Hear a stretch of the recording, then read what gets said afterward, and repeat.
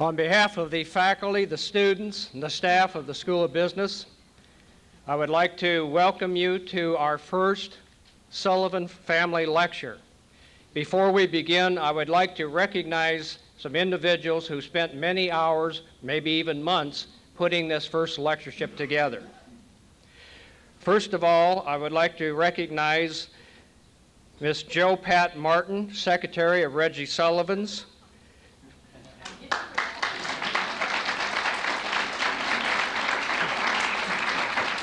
Thank you, Pat. Miss Pat Norris, President Johnson's secretary.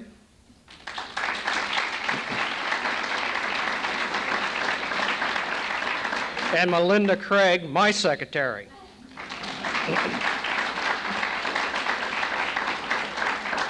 I don't know what that says about the president, Reggie, and me, but I guess our secretaries are doing the work. I'd also like to recognize the public affairs team in the School of Business. This team is the one that spent just literally hours putting the lectureship and the different events together. This team is made up of School of Business faculty, and the chair of that team is Vicki Anderson. Dr. Stan Aloisi is a member, Jan Dill, Ed Hobbs, Steve Hogan, Fidel Mady, and Patty Poole. Please give that team a round of applause.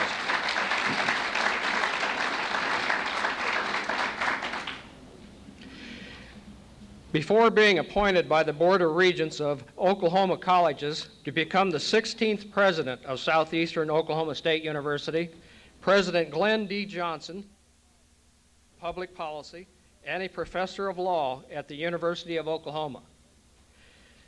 He served in the Oklahoma House of Representatives from 1982 to 1996 and was Speaker of the House from 1990 to 1996. At the time of his appointment as Speaker, he was the youngest sitting Speaker in the United States of America. President Johnson holds memberships in numerous professional, state, and national organizations and has been the recipient of many awards and honors during his career. During his tenure at Southeastern, President Johnson has attended the Harvard Institute's Leadership Academy. He serves on the Council of Presidents and is a member of the American Association of State Colleges and Universities. He is the chair of the Oklahoma Small Business Development Center Consortium Board of Directors. He also serves on the boards of directors of the Oklahoma Heritage Association, the Jasmine Moran Children's Museum in Seminole, the Durant Medicine Clinic, and the Alliance Securities Corporation, a subsidiary of the Bank of Oklahoma. He also serves on the board of directors of the Durant Area Chamber of Commerce. During his career, President Johnson has contributed greatly to the education in Oklahoma. In 1980, he was elected to the Okemah Board of Education, was a founding member of the Board of Directors for the Oklahoma Foundation for Excellence in 1986, and he still serves on that board today.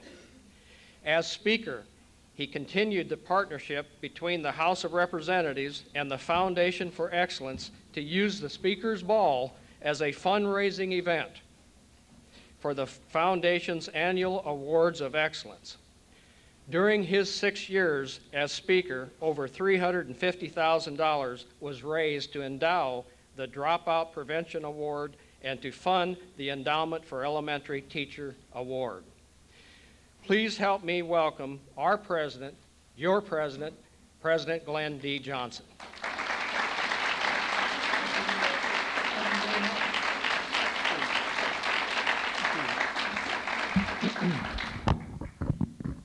Thank you very much, Dean Masters, and welcome to the first Sullivan Family Lecture Series in the Southeastern School of Business.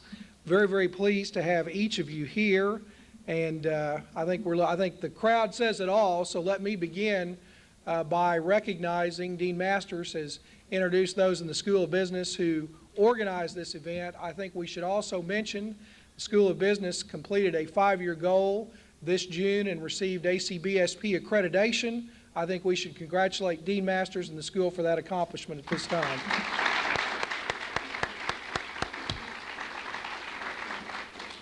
We're here today and have a nationally renowned speaker through the generosity of one of our alumni. In April of 1999, Mr. Reggie Sullivan came to me and to my office and indicated his desire and his family's desire to endow a lectureship on behalf of the Sullivan family in business. And Mr. Sullivan was very insistent as we got to the point earlier this year to talk about who our first speaker would be, that J.D. Williams be the first speaker for this lectureship. I will introduce J.D. at greater length in just a moment, but I think it's significant in light of the national election and in light of the point that we are where we are today in the history of our great country, that someone who literally, if he was not here, would be in Washington, D.C., speaking to the National Press Club, the Lawyers Club, or many national organizations, that we have him on our campus today.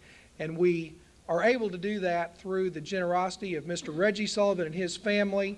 At this time, I would like to introduce Reggie Sullivan and his family and ask everyone to thank them for their generosity to his alma mater, Southeastern Oklahoma State University. Reggie, if you all would please stand.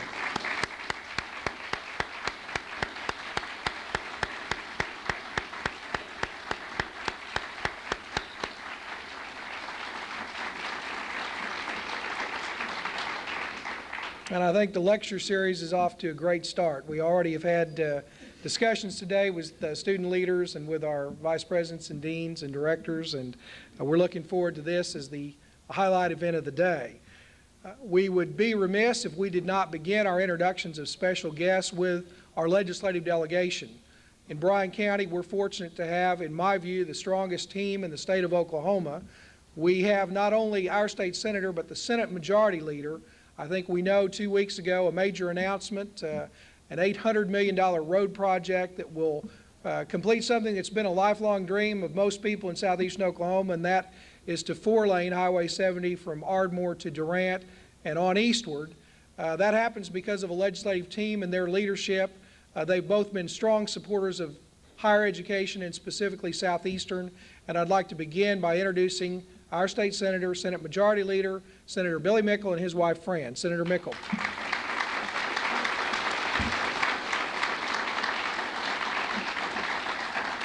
Also very pleased to have his partner in the House, a strong leader, transportation and higher education issues, and our friend, State Representative Jim Dunnigan. Jim, thank you for being here.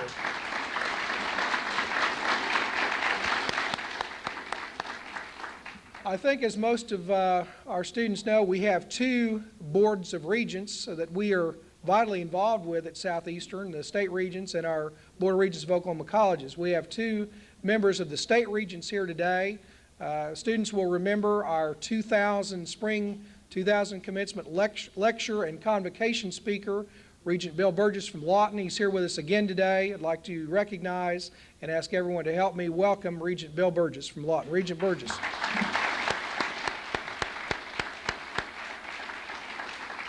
Always very pleased to have former distinguished alum, student body president at this university, member of the House and Senate, and someone who has served on the state regents for 9 years, strong supporter of this university, has endowed 2 chairs in the School of Business. Please welcome Regent John Massey and his wife Donna. Regent Massey.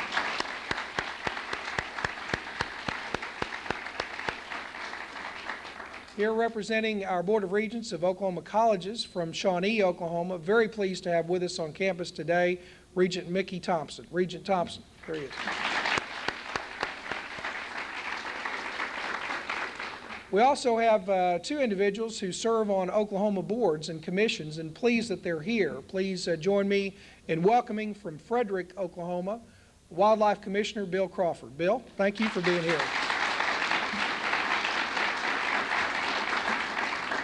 We talked about the $800 million road project, of which we were a major recipient in this area of the state. A member of the Oklahoma Transportation Commission from Lawton, Oklahoma. Give a very special welcome to Dr. Gib Gibson and his wife, Alina.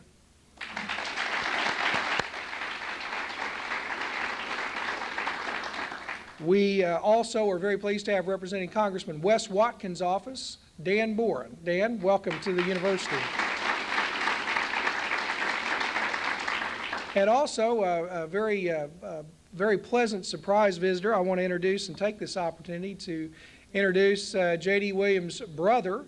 Please welcome to campus Gene Williams, his wife Janice, and their daughter Paula from Whitesboro, Texas.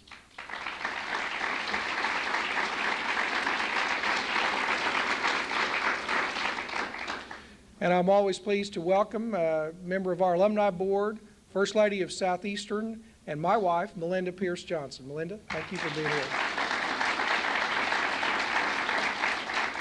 I suppose I should ask with this group, is there anyone that I did not introduce who would like to be introduced? I see a number of students, and again, I'm just so pleased that we have this kind of a turnout, so we'll get right to the business of the day. My introduction will be brief. You have a biography that tells you about J.D. Williams. As I mentioned, we have someone with us here today who frankly has been on the scene in Washington, D.C. for 40 years. J.D. Williams attended Eastern Oklahoma State College in Wilburton, the University of Oklahoma, where he received his undergraduate degree in business. He then received his law degree at George Washington University and his master's of law at Georgetown University. He has been the founding partner and senior partner of the Williams & Jensen law firm in Washington, D.C. since the late 1960s. We'll get right to why he's here. I think you'll see that he has his finger on the pulse. He is someone who is widely sought after at the national level for his opinion on government and how it relates to business. His topic today is going to be politics, policy at the crossroads, how to cross the Potomac without falling in. And if there's anyone who can give us that perspective, it is our guest speaker today, someone who interacts on a daily basis with members of the House of Representatives and the U.S. Senate, someone who has real insight into the workings of our national government. But I think most importantly, as I have known him throughout my life, and I can tell you this very sincerely, he's someone who crosses party lines. I mentioned last night, I had the opportunity about 5 years ago to attend a luncheon that he put together in Oklahoma City at the Petroleum Club that really was a cross-section of who's who in the state of Oklahoma.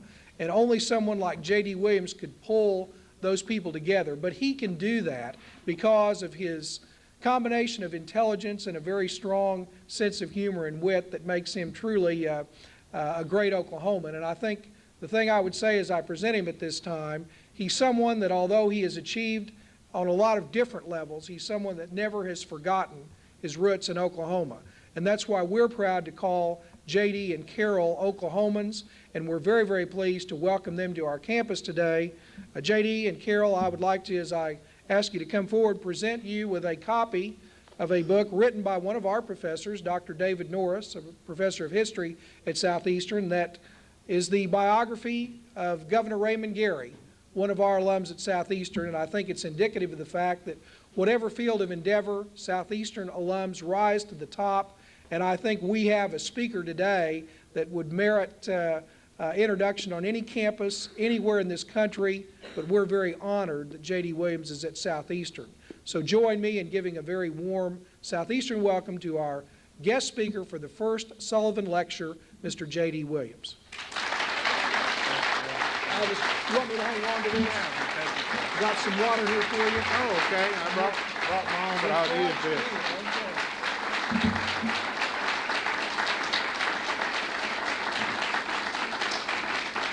Thank you very much. You know, Bob Dole, when he starts a talk, always says this is a meeting about such and such, and if you don't belong here or you're a member of the Davidians or some other sect, feel free to leave. And there's always some people that get up and leave. It's kind of like on airplanes. But today I would ask you, if the election is declared or something happens while I'm talking, please give me the old vaudevillian thing, the hook. You know, when you had a bad act, they give you a hook, drag you off. That's happened to me a number of speaking engagements.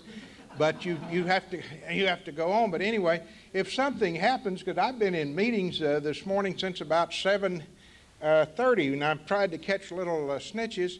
I called the office. They seem strangely uninterested or unconcerned about what's going on because they pointed out to me, "Why are you calling? This is Veterans Day." And as one of the few veterans left alive, I'd kind of resented that, Crawford. Captain Crawford and I are Gibson's a civilian advisor to the Secretary of the Army, so he's Lieutenant General, but his partner and I are captains. We're kind of his aides. But anyhow, I don't really have any late information from any of the sources. As a matter of fact, I'm surprised at the general lack of specific pointed interest. There's a great deal of overall interest because people are wondering what the heck is going on. Now, it's a bad form in making a speech to say that you're glad to be here, because people kind of assume that, else you wouldn't be there and you really waste time. So some of my great friends that have written all these books about speeches said, if you've got to say that, put it at the end. But I will say it's a very warm and feeling for me to be here with so many really lifelong friends that have helped shape my career. John Massey, I'm indebted. He and I were quite active in the losing gubernatorial campaign, and we met with the winner, remember, in the Biltmore. And I wasn't the smartest guy on earth, but when Howard Edmondson gave me that cold, blue-eyed look, I knew my future in Oklahoma for at least the next 4 years was DAMM limited. So that's why I was fortunate enough to go to Washington. John went to work and has enjoyed a modest degree of success. And I'm glad he's sharing that with all you folks. Of course, Glenn Johnson I've known since he was an intern with David Boren.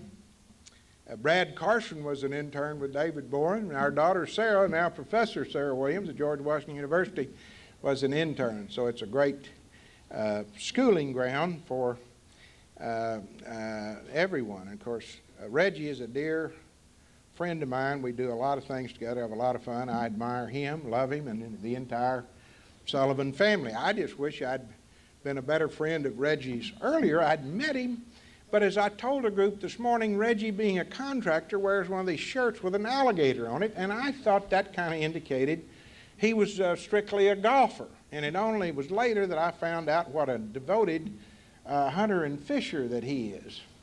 I'm not against golf. I've just never partaken it, though the golf course that Billy Mickle built out here would cause even, I think, a non-golfer to be a golfer.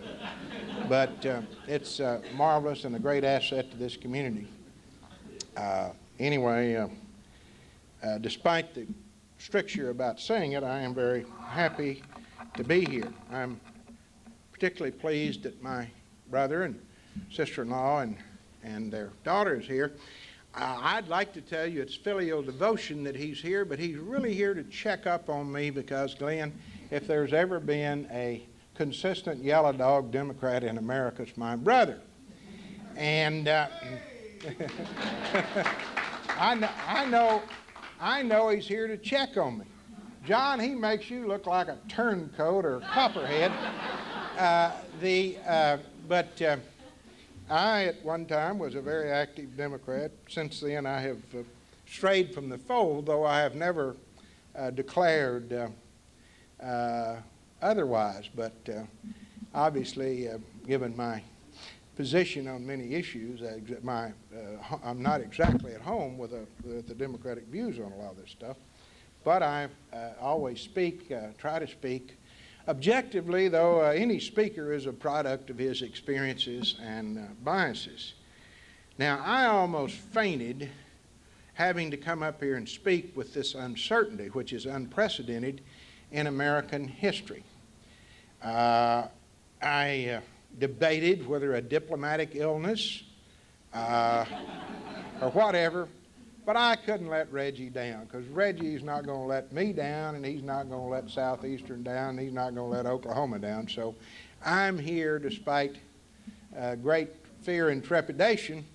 My wife, Carol, revealed to me many years ago that I was a fool, but overexposing it is another problem, and here I am today. So it's not so much the existence of that characteristic, but it is the publicity of it. So at the risk of looking foolish, I will make certain remarks. But when I said to some people a week or two ago, or 3 weeks ago, or whenever it was, Gib, that I wasn't sure we'd know who would be president when I spoke, little did I know we may not know in the next 2 or 3 weeks.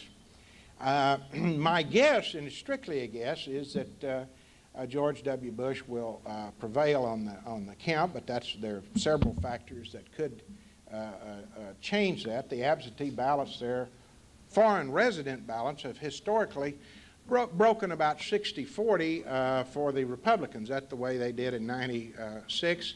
Whether they'll do it this time or not, who knows? The question of challenging the ballots in some of those counties where there's alleged irregularities, Florida law it's difficult to know what will happen there. There was a mayor's race in Miami that was set aside or rerun, or certain percentages of it were, but rerunning an election is a pretty drastic remedy, particularly when it would, in my judgment, obviously change what I think will be the outcome. And there is a degree of instability beyond which it would be perhaps harmful to the country if it was engaged in, because we do not want to look like some banana republic. But certainly a recount, particularly an automatically provided recount or a hand recount, is simply a prudent a measure on the part of any political party. And I imagine if the roles were reversed, the Bush campaign would be doing the same thing. So I'm not ready to cry panic yet, but there could come a time when we start to look unstable. And that concerns me because how world leaders and countries view us is of critical importance. Now, I think, and it's no brilliance on my part, but I think I can, in about 5 minutes, kind of analyze why we're where we are, and then I'll talk about some of the options. And it's only in the last day or two, as a matter of fact, when I got from Reggie the Thursday Wall Street Journal, that it began to come clear to me what had happened.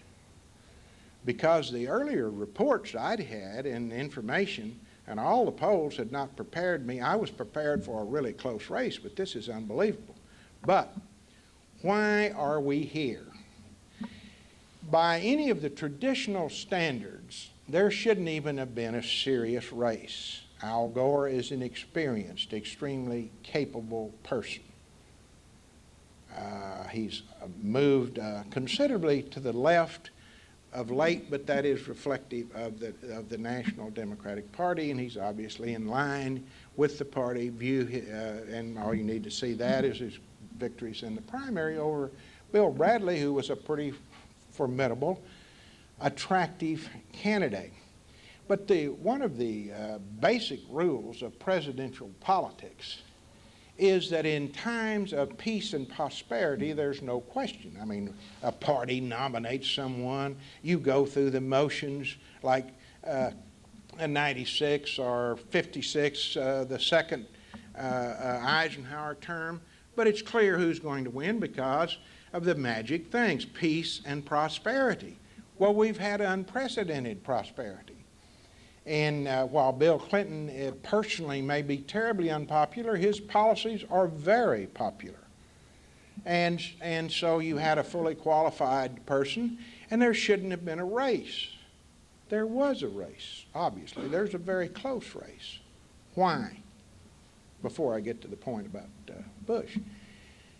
It is, as the New Republic, I got an advanced copy of an article they're coming out with, and they're more or less of a mouthpiece for Al Gore. The publishers, I guess Al Gore's biggest booster. But this this writer in there said he was going to write this story regardless. And that headline of the story, the title of the story is, Why Al Gore, probably, close paren, lost. Now the title was obviously going to be Why Al Gore Lost, but in view of the Florida uncertainty, they inserted the term probably. And the key sentence that jumps out there is Al Gore's public persona, or public personality, or something like that, read is obviously very hard to take.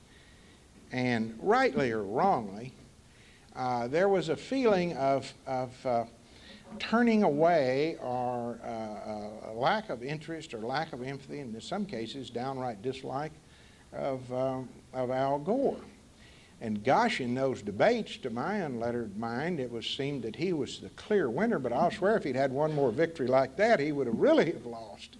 And it really was a phenomenon. It's kind of like what people said, and I never understood the analogy, but they said part of George Bush Sr., President Bush's problem, was a few years ago when he was running, is he reminded every wife of her first husband. Now, number one, I never really understood that. George Bush has only had one wife, who's a lot better politician than he is, President George Bush, Barbara. But anyway, that was that comparison. But Al Gore simply did not go over. Now, why that being the case, and I think I've explained successfully, or at least to me, why he ran into this problem, which shouldn't have happened. Why didn't George Bush really put him out as the polls indicated? All the polls, with the possible exception of at the last minute of the Zogby poll, indicated Bush being ahead. With one exception, the state polls tended to give Gore an electoral majority, and usually state polls are not reliable, but this time they turned out to be quite reliable. Why did the Republicans fail to carry any major industrial state? Well, two or three things. One, the enthusiasm for George W. Bush was not as great as I thought it was, and that many others, including obviously the Bush campaign, thought it was. No more people, Billy, declared themselves to be Republicans than they did in 96. The turnout for Republicans was not as great as would have been anticipated, and the Bush campaign was masterfully well run, incidentally managed by an Oklahoman, Joe Albaugh from Blackwell. But the real reason I think Bush did so poorly is the incredibly successful effort, in particular of organized labor, a dwindling force in America. It goes down every year. You know, and people print their obituary every year. Well, as Mark Twain said, the reports of his death were greatly exaggerated, and that's certainly true about organized labor. The turnout from organized labor has gone from 19% in 92 to 23% roughly in 96 to 26% of the entire vote this year was organized labor. The percentage was 59, 60 for the Gore-Lieberman ticket. In Michigan, it was an incredible 63%. Well, any time a candidate gets more than 60% of organized labor vote, you got a real time beating them. Now, the penetration, for want of a better word, was unbelievable. In Michigan, a key state, 43% of the vote was union related. That is, it was a union member, a member of a union household, so on and so forth. And the margins would be like, 70-30 or 63-37. Bush won big time among non-union voters, maybe to the magnitude of 15%. But the turnout was immense, and the penetration was immense. Another factor, the African American vote, if you took just the national percentages, is roughly 10%. And nationally, it didn't go much above that. It's carried at 10 now. It might be at 11, but it's not going to go much higher. But in key areas, like in Florida, for example, 16% of the total vote was African Americans.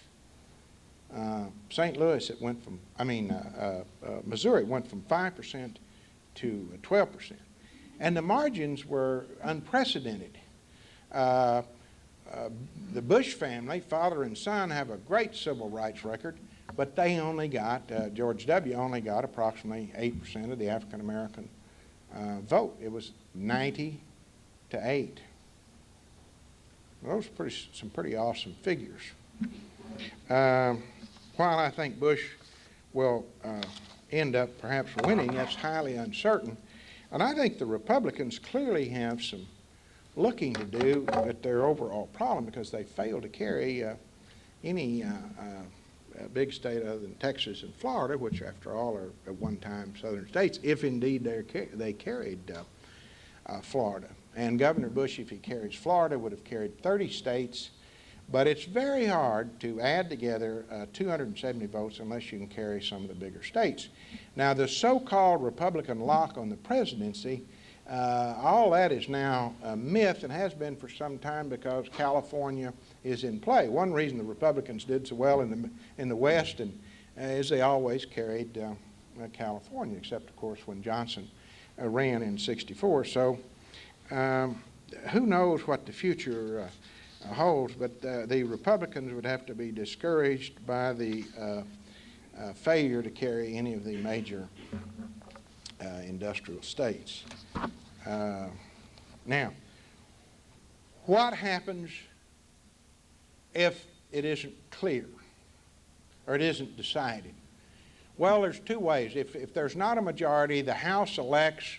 In that case, Bush wins, because there's about 25, 28 state delegations, one vote per state, regardless of size, that are Republican, where the Republicans are in the majority. There's 16 where the Democrats are in the majority. There's 5 where they're tied.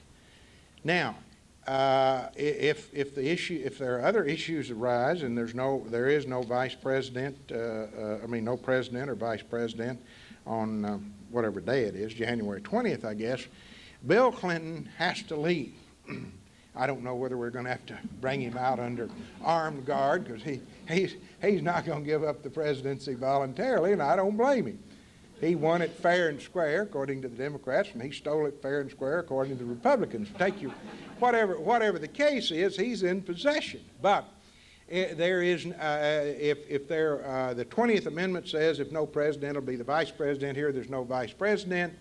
And an obscure thing called the Disabilities Succession Act would come into play, and the first choice would be Speaker Hester of Illinois. And I don't know whether his innate modesty or whatever would cause him to be unwilling to resign from the speakership, tenuous though it is, to be president. And if he didn't, it would be Strom Thurmond. And my guess is if someone woke Senator Thurmond up, he would probably be happy to take the office.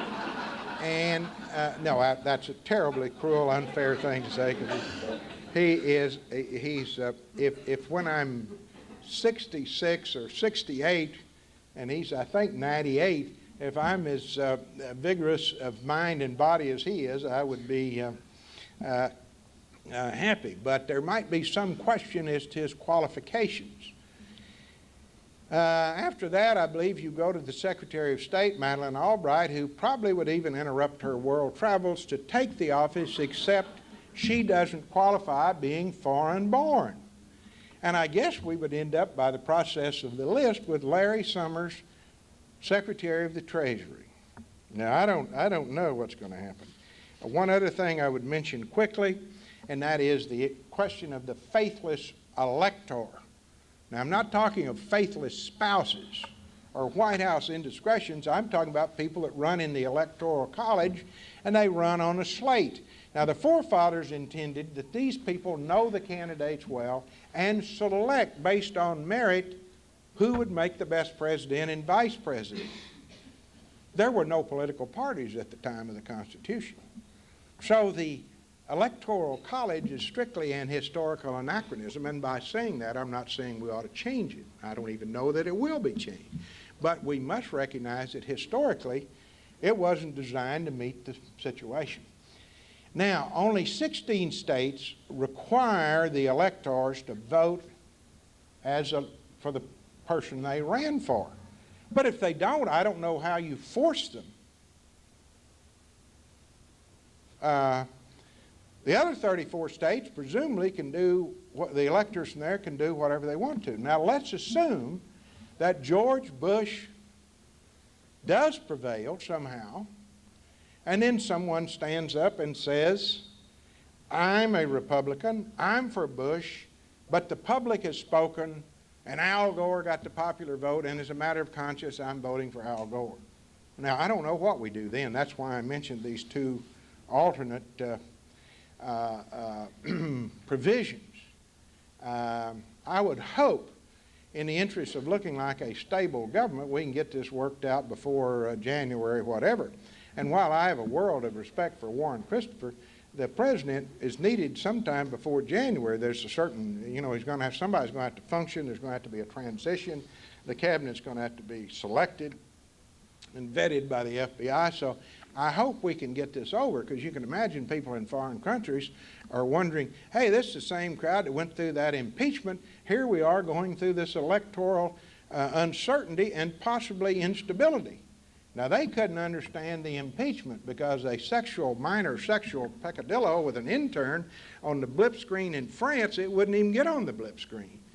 As a matter of fact, it probably helped his popularity over there that came out. And England, you have to kind of register for exposure on sexual scandals, because there's so many, the media can't handle them all at once. So these countries they don't know what to think. And here we are. Number one, they wonder why Gore isn't in. Number two, they wonder why, if he lost, why he isn't on his way out. And that's awfully important. Some people pointed out to me this morning the stock market has dropped. All right. That is basically where we are. And I can summarize in 2 sentences what will happen depending on who wins. If it's Gore, it'll be business as usual, the same advisors as Clinton were there. Gore will try to reach out to people, so on and so forth, but basically the preview of Gore is the Clinton administration. George Bush, very different from his father. His father was uninterested in domestic politics, was not really engaged, was more of a foreign policy fellow. George W. Bush will focus on a few major issues, and he will govern, but he won't be an LBJ type Texan, hands-on, trying to micromanage. He will have fixed priorities. He'll delegate a lot to his staff and to his cabinet, and he'll be more active the first 2 years, and then he'll concentrate on running for re-election if he does like he did as governor. The Congress, I look for lots of fighting, because the Democrats are going to steal a leaf from Newt Gingrich and raise holy heck to try to get back in power. They've never accepted Ronald Reagan winning, much less losing the Congress in 1994. So these boys are unhappy. But a lot of them are older, and they would have retired this year, except that Speaker Gephardt persuaded them they would retake the Congress. Now, Glenn, I could take a question or two, but I'm going to quit in plenty of time for you good folk to get to your class. Why don't we, let's just get right into questions. First of all, let's express our appreciation to Thank you. Thank you. Let's just entertain questions at this time. We have time for a few. Senator Mickle. Really? JD, what is your thought about the U.S. Senate? It's 50-49 now. Washington, I think, is not prepared to stay. If they declare in favor of the challenger, it's 50-50. Yeah. What's going to happen? Well, I think that Slade Gordon will win, first off. He runs a massive absentee ballot thing, but even in any event, he will, the Republicans will not lose their narrow technical control. If Lieberman is elected VP, the governor of Connecticut will appoint a Republican. He's supposed to serve 2 years. They may shorten his term, but they would then still control the Senate. If Cheney wins, he'll vote to break a tie. Now, Tom Daschle, who's a master politician, the Democratic leader, has graciously offered to serve as co-leader of the Senate. I think, nearly as I can tell, Trent Lott slipped on a banana peel rushing over to accept Tom Daschle's offer, because there's been a complete silence of accepting that. But you know about how well that's going to work. I guess they're going to duke it out somewhat like you're going to do in the Oklahoma State Senate. Which brings me, that's a good question, because the point I should have made is George Bush has been used to dealing with Bob Bullock, Texas's lieutenant governor, and Pete Laney, who Glenn knows well, the Democratic speaker.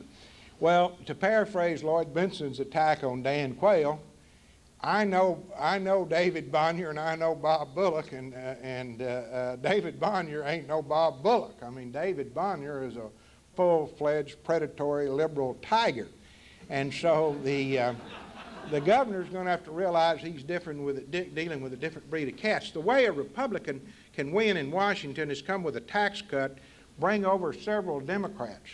But if he starts on Social Security reform or Medicare, forget it. All right, any other questions?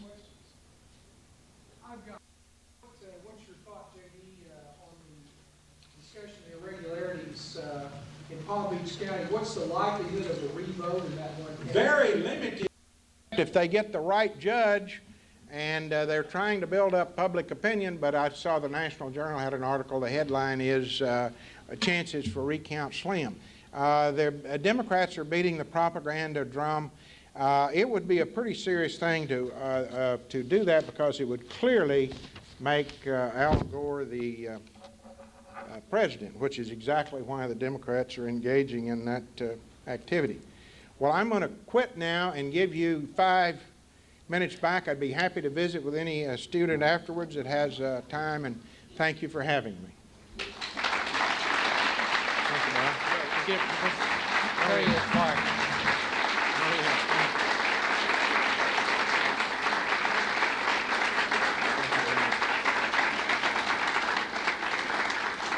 Our last item of business, Mr. Williams, J.D., I want to share with you a plaque that we had specially designed for the Sullivan family lectureship, and we're proud to indicate that you are the first lecturer for that, so congratulations. Well, thank you very much. Thank